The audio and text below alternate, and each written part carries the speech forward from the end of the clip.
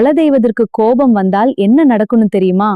வீட்ல யாருக்காவது ஒருத்தருக்கு உடம்பு சரியில்லாம போயிட்டே இருக்கும். எந்த காரியத்தை எடுத்தாலும் அது தடபட்டு நிக்கும். இரவில் சரியான தூக்கம் வராது. நேரங்கெட்ட நேரத்துல அடிக்கடி கண் விழிப்பீங்க.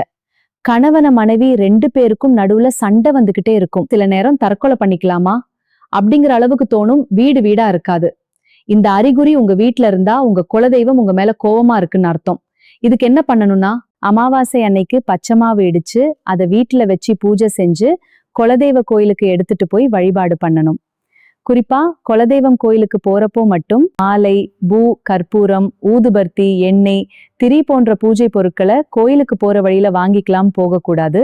இந்த பொருட்களை எல்லாம் வீட்டுக்கு வாங்கி வந்து வீட்டின் பூஜை அறையில் வைத்து உங்க குலதெய்வத்தோட பெயரை சொல்லி எங்களோட பூஜையை ஏத்துக்கிட்டு எங்க வீட்டுக்கு வந்து எங்களுக்கு துணை நிக்கணும்னு மனசார வேண்டிக்கிட்டு அதுக்கப்புறம் குலதெய்வ கோயிலுக்கு போய் பூஜை பண்ணி வணங்கிட்டு வாங்க.